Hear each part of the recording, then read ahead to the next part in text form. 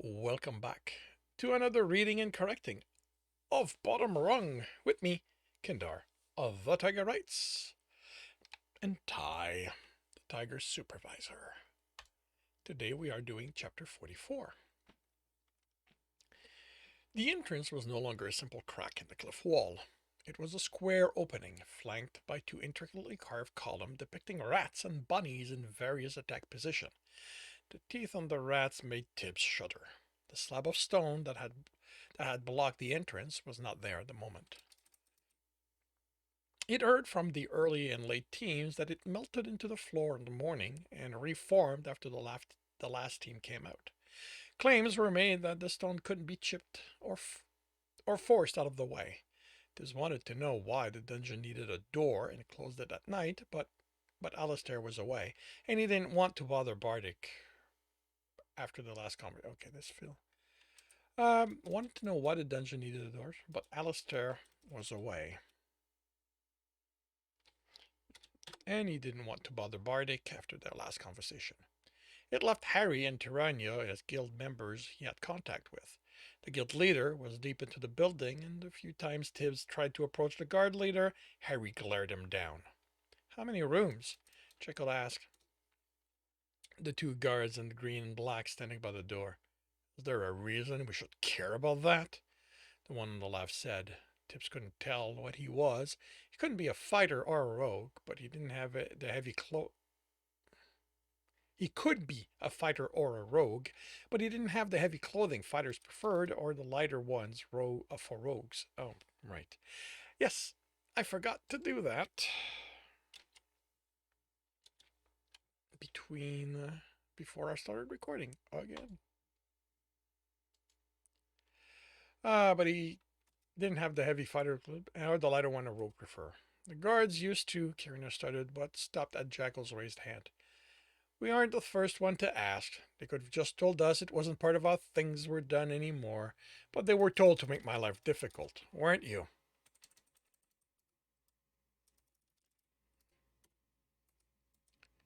We were told you weren't that smart. I'm surprised you even picked up on it. This isn't being smart, Jekyll replied. It's knowing who I'm dealing with. He looked at the woman dressed in a white robe with the hood around her shoulder. I don't know how to ask this politely, but are you in on this make Jekyll's life difficult thing? The robe reminded Tibbs of the one Paul wore, and she looked at the fighter, she had the same so pure eyes as to not be a color. No, she said, her voice was low, but a little hardship has never hurt anyone. Only a cleric would say that. Jekyll grumbled and stepped into the dungeon. Instead of a tunnel with the uneven floor and walls, they were in a hall twice as wide and high as the opening in the cliff. The flat floor covered the. Instead of the tunnel with an uneven floor and wall, they were in a hall twice as wide and high as the opening in the cliff, with a floor covered in in a mosaic of colored tiles that made no image Tibbs could discern. This is a lot nicer, Kirina said as they walked through it. And we can see where we're stepping, as indicated the glowing stones in the wall, which replaced the torches that had provided hardly enough light to maneuver before. Tibbs studied one of the stones. Tibbs, Jekyll called, let me pry it out, he replied, trying to slip the point of his knife between it and the rock. That would be better in our room than the lamp. If he could remove one, he could remove two and keep one to use as when he explored the dark rooms in the town. He paused as he heard hissing. He hadn't heard it in a week, had almost forgotten about it. He wasn't stressed, so Alistair had to be wrong. He pushed the point into the knife harder, and it's intensified, with some cadence some cadence to it that nagged at him. I suspect the light is created by the dungeon, Commodore said, running a finger over another one of the light stones. It might continue working here once out of the wall, but if you take it outside, it will probably revert to an ordinary stone. Tibbs wasn't sure of that. His shoes still work, but his shoes had essence woven through them, so he could check with a stone.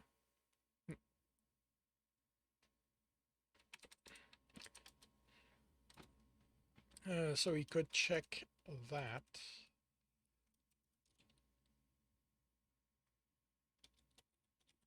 with the stone. No matter how hard he focused, he couldn't sense any from it, which supported Kumdar's claim. He still wanted to take it, just in case, but decided he'd do it on the way out. He had an entirely new floor to explore. He shouldn't waste it. He shouldn't waste time here. So pleased you decided to join us, Jekyll said. You can go without me, Tibbs replied, and deprive you of the pleasure of controlling my fate. I would never do that. Tibbs rolled his eyes and crouched at the edge of the floor. At the edge of the room, the changes were obvious. The wall was smoother, not perfectly flat, but this now looked more like a room than a cavern, which made the holes the spears would come out of more visible. The stone that made the walls were tighter together, making the gap he'd used to identify the cache fainter. The tiles on the floor were cleaner, neater, but still the same pressure plate his water could sense when he let it flow. When he let it flow around and under it. The traps are basically the same as before. Is there still a cache? Jekyll asked. Yeah, Tibbs pointed out. Okay. Kumdar, you're going to follow Tibbs this time, so he can keep an eye on where you step. Follow his path, and you won't have any trouble. Tibbs took a charcoal stick from his pouch. I'm going to mark the path so the others.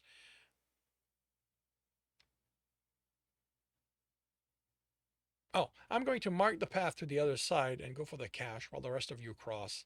He took his time, marking all the safe tiles and watching the cleric. Kumdar moved steadily, but no faster than Tibbs told him to.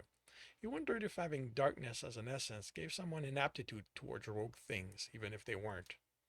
On the other side, he made his way to the cache where he found armored pants, like those he'd found before. They went they went into Jekyll's backpack. They'd kept the one they'd kept the ones they'd bought in Mountain Sea and were using them since they had to hand over every item now, and hope Barry had said the truth when he told everyone they would get a fair price for the items they found. Jekyll said Harry didn't lie, and with having light as an essence, maybe the men couldn't lie.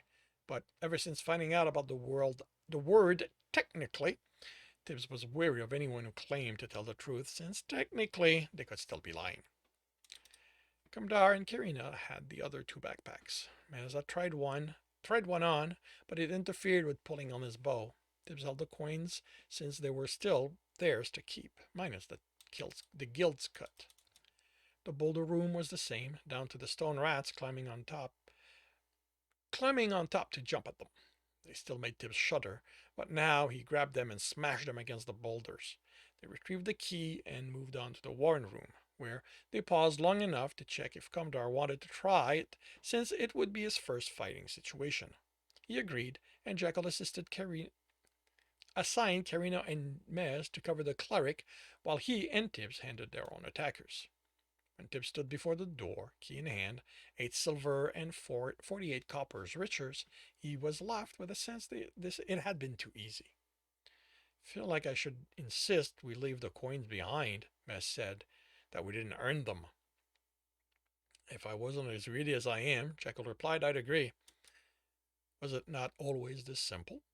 Kundar asked. Probably was, Karina said, but we weren't this experienced. Harry did say Omega levels would be doing this floor. Be how it might be how dungeons work.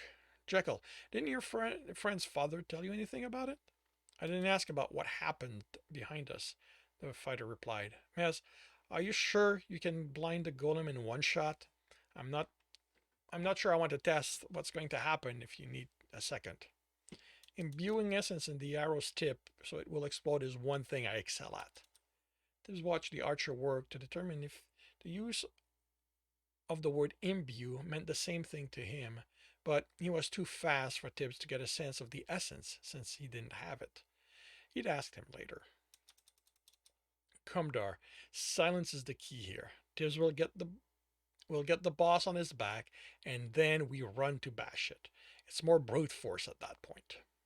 Once he gave the instruction, Jekyll nodded to Tibbs. The key slipped in easily, and Jackal pulled the door open. The golem turned to face them as the light came on. Before it was done turning, half its head exploded, sending stone flying. As each piece of rubble fell to the floor, it was followed by a strike of a whip as the golem turned and took its usual step to strike. His usual step as it struck them. Was it faster?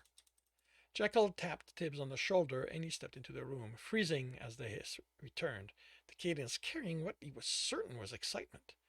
As he looked around, both to try and find where it came from and if something had changed, it softened until he couldn't hear it anymore. He took step after careful step, on alert for the hiss's return or some other surprise. It was a surprise that froze him halfway to the golem, the sound of stones sliding against stone. Tibs! Jekyll yelled as the stone rabbit ran out of the opening in the wall. Tibs had his knife out, underhanded, and slashing the rabbit into two, the piece hitting the floor silently.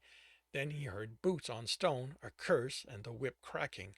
Jekyll landed on his side and rolled to his feet, jumping out of before the whip hit where he'd been. The fighter was too loud. There was no way the golem would stop trying to hit him. An arrow exploded in the golem's back, and it staggered forward. A jet of air hit the explosion point, and more stone fell. Comdar stepped into the room, staff at the ready, but Tibs had another rabbit on him. He sliced it, but another impacted his shoulder, sending him to the ground.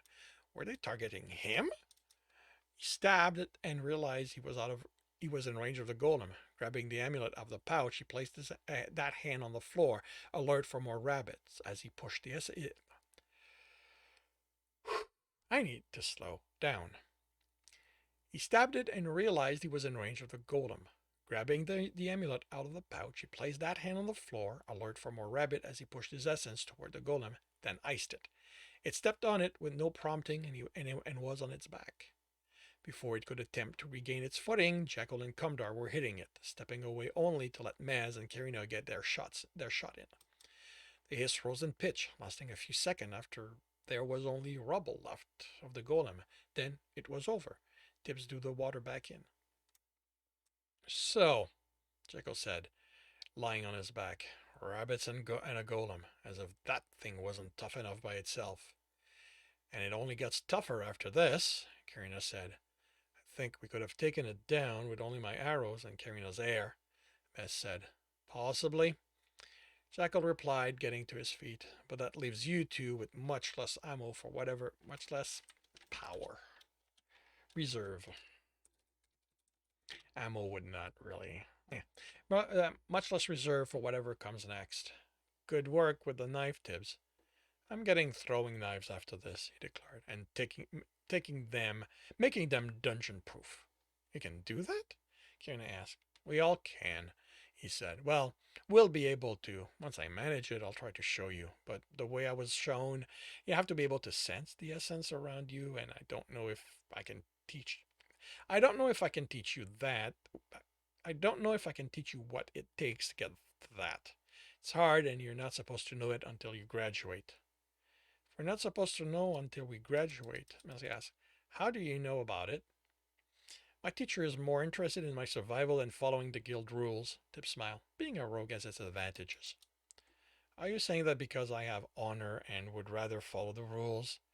Mez asked.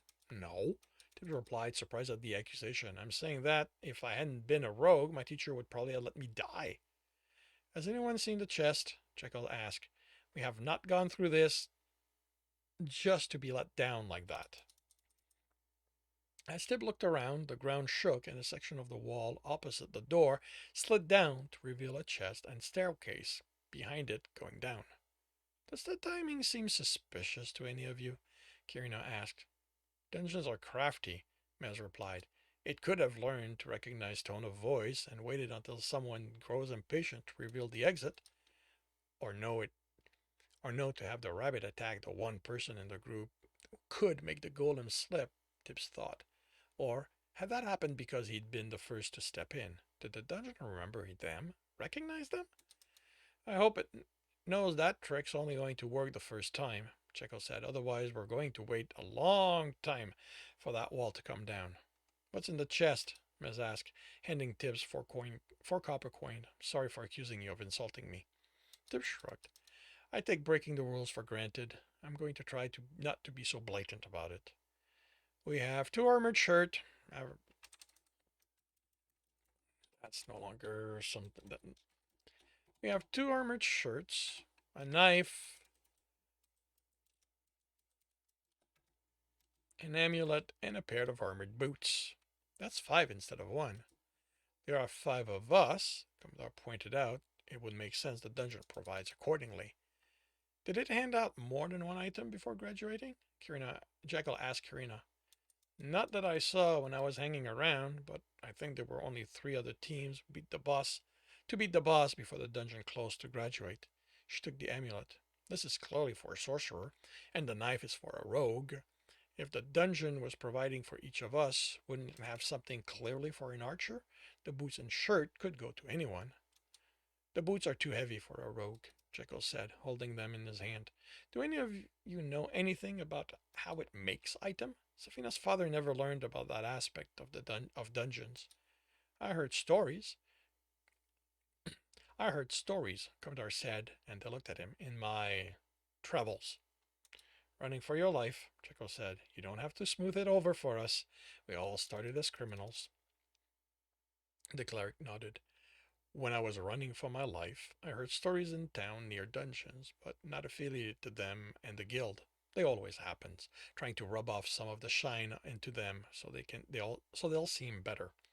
One of those is that when someone dies in a dungeon, they and everything they had on them becomes part of the dungeon, and it can learn to remake them. It can make people? Miss asked. Condor shrugged. They are only stories I heard. I have no idea. Did I've heard shine on them so they will seem better. One of those is that when someone um so I do not know. No idea. I do not know if they are true or not.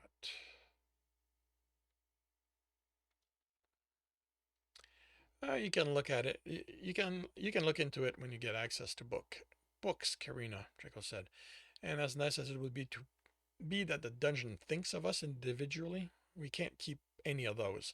So it's in the pack they go. He turned and motioned to load him up. If the knife it isn't too expensive, Tib said. I'd like to have it. Jekyll nodded. Once we know what everything's worth, we'll figure things out.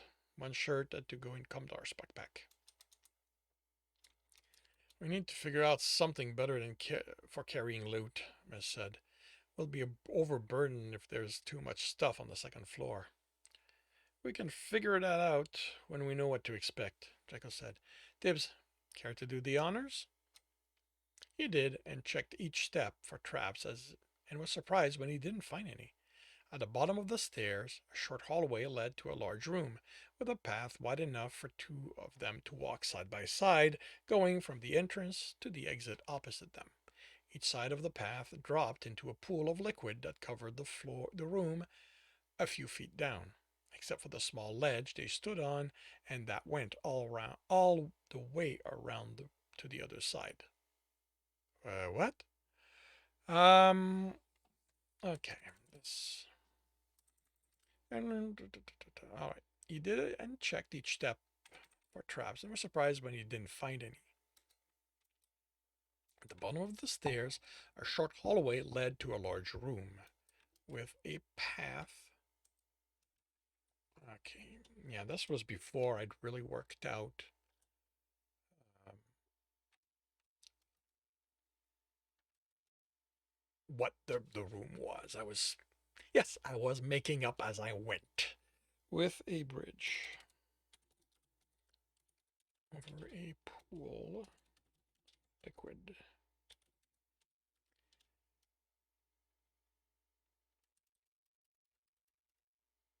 Going from their entrance to the opposite one. With a bridge. Enough two of them to walk side by side.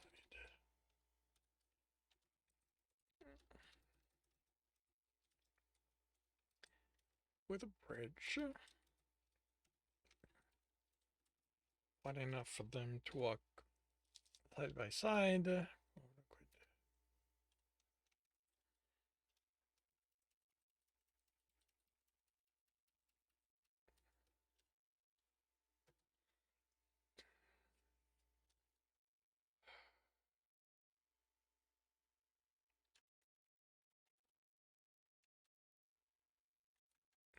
Liquid. It's clear. It's water, so it looks like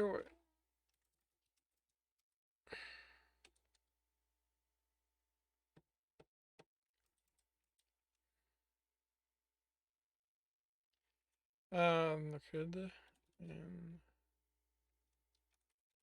was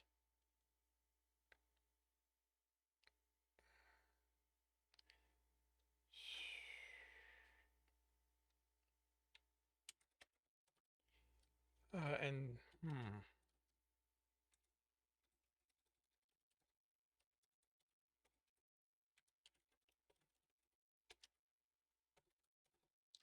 this is the problem I come into.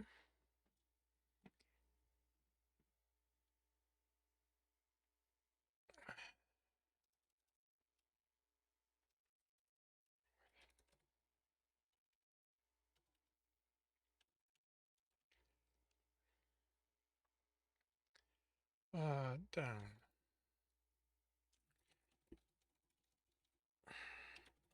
Only other way. Cross a narrow ledge that went all the way around to the all the way around the room. It's a little cleaner. Is it just me, Jekyll grumbled, or does that central path look way too inviting to be the way we want to go? In this dungeon, Tibs replied, crouching to get a sense of the walking surface, I wouldn't trust any of the path offered.